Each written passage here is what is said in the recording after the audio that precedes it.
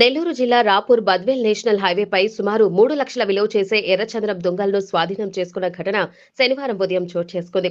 Rapur CI Subrahmanyam, SI మాలిహాద్రి కథనం మేరకు శనివారం తెల్లవారుజామున హైవేపై పోలీసులు గస్తీ నిర్వహిస్తుండగా కడప జిల్లా వైపు నుంచి వస్తున్న కర్ణాటక రిజిస్ట్రేషన్ కారు అనుమానాస్పదంగా వేగంగా వెళ్తుండటంతో గస్తీలో ఉన్న పోలీసులు కారును వెంబడించారని, పెంచలకోన మలుపు వద్ద కారు రోడ్డు మార్జిన్ దాటుకొని ముళ్లకంచెలోకి వెళ్లడంతో స్మగ్లర్లు వాహనాన్ని వదిలి పరారయ్యారని, వాహనాన్ని తనిఖీ చేయగా అందులో 3 లక్షల రూపాయలు విలువ చేసే 12 ఎర్రచంద్రం దొంగలు ఉన్నట్లు పోలీసులు గుర్తించారు.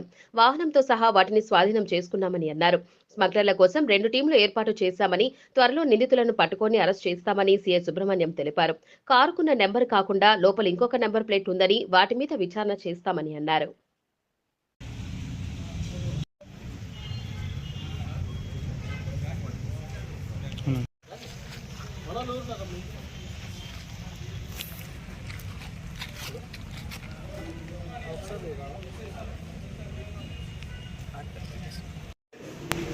ముందుగా మీడియా మిత్రులందరికీ కూడా రాపూర్ పోలీస్ స్టేషన్ తరఫున, రాపూర్ పోలీసు వారి తరఫున ధన్యవాదాలంటే, మనకి రాపూర్ పోలీస్ స్టేషన్ పరిధిలో రోజువారీ భాగంలో నైట్ గస్తీ తిరగడం అనేది జరుగుతూ ఉంటుంది.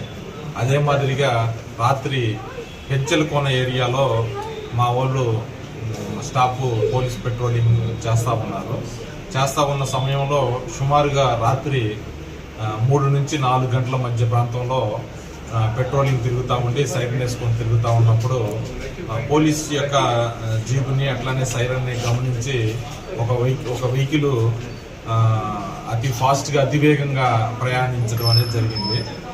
ఫాస్ట్గా వెళ్తా ఉంటే మా వాళ్ళకు కూడా డౌట్ వచ్చి దాన్ని ఫాలో అవడం అనేది జరుగుతూ ఉంది. ఈ క్రమంలో ఆ వెహికల్ కొంత దూరం వెళ్ళిపోయిన తర్వాత పెంచలకోన టెంపుల్ యొక్క టర్నింగ్ ప్రాంతంలో అదుపు తప్పి పక్కన ఉన్నటువంటి రోడ్డు మధ్య దిగి ముళ్ళకంచెలోకి వెళ్ళిపోవడం అనేది జరిగింది. వెళ్ళిపోయిన తర్వాత మా వాళ్ళు ఆ పాయింట్కి రీచ్ అయ్యేసరికి అందులో వ్యక్తులైతే ఎవరూ లేరు. వెహికల్ అయితే పూర్తిగా ముళ్ళకంచెలోకి వెళ్ళిపోయి ఉంది. పోయి వెహికల్ మనుషులు ఉన్నారేమోనని పోయి చూస్తే, డోర్ తీసి చూస్తే మనుషులు అయితే ఎవరికి కనపడలేదు. లోపల ఏదో దొంగల మాదిరిగా ఉంటే లైట్లు వేసుకొని మా వాళ్ళు చూస్తే అవి దొంగలుగా ఉండి ఎర్రగా ఉన్నాయి. ఇంతలోనే ఆ ఏరియాలో గస్తీ తిరుగుతున్నటువంటి ఫారెస్ట్ సిబ్బంది కూడా ఇద్దరు రావడం అనేది జరిగింది. వీళ్ళు కూడా వచ్చి ఏం జరిగిందా అని చూస్తే లోపల దొంగలు గమనించిన తర్వాత ఫారెస్ట్ వాళ్ళు ఇవి ఎర్రచందనం దొంగలుగా ఐడెంటిఫై చేయడం అనేది జరిగింది. వెంటనే సమాచారాన్ని మా గస్తీలో ఉన్నటువంటి కానిస్టేబుల్స్ వీళ్ళు మా ఎస్ఐ గారికి సమాచారం ఇచ్చారు. సమాచారం ఇచ్చిన వెంటనే ఎస్ఐ గారు ఆ ప్రాంతానికి చేరుకొని పూర్తిగా విచారించి అవి ఎర్రచందనం దొంగలుగా నిర్ధారించుకున్న తర్వాత మీడియా మధ్యవర్తులను పిలిపించి అక్కడే మధ్యవర్తుల సమక్షంలో అవి మొత్తం కూడా తనిఖీ చేయడం అనేది జరిగింది. తనిఖీ చేస్తే మొత్తం లోపల 12 ఎర్రచందనం దొంగలు ఉన్నాయి. వీటి మొత్తం వెయిట్ వచ్చి సుమారుగా 315 కేజీల దాకా ఉన్నాయి.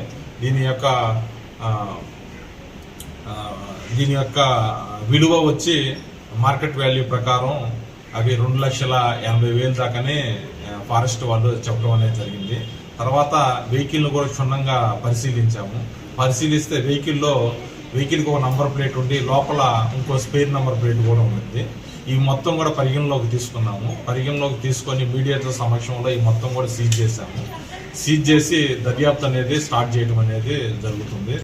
ఆ వెహికల్ అసలు ఎక్కడి నుంచి వచ్చింది, ఎవరు వచ్చారు, ఎంతమంది వచ్చారు, ఎక్కడికి వెళ్ళారు, ఈ మొత్తం కూడా దర్యాప్తులో భాగంగా చేసి త్వరలోనే ముద్దాయిలను అరెస్ట్ చేసి రిమాండ్కి పంపిస్తాము. ఈ సీజ్ చేసినటువంటి వెహికల్ అట్లానే ఈ 15 దొంగలను కూడా దర్యాప్తు నిమిత్తం సీజ్ చేసుకొని అది చట్ట ప్రకారం ఎవరికి అప్పగించాలో వాళ్ళకి అప్పగించేస్తాము. ఇందులో ముద్దాయిల్ని పట్టుకోవడంలో ఒక 2 టీమ్స్ను ఫామ్ చేశాము. ఆ టీమ్స్ తిరుగుతూ ఉన్నారు. ఫారెస్ట్లో మనకేమో సమాచారం ఉంటుందని అక్కడ ఒక టీం పెట్టాము. అట్లా టెక్నికల్ ఇన్ఫర్మేషన్ గ్యాదరింగ్ కోసం ఒక టీం పెట్టాము. త్వరలోనే ముద్దాయిలను కూడా పట్టుకొని వాళ్ళని అరెస్ట్ చేసి రిమాండ్కి పంపిస్తాం.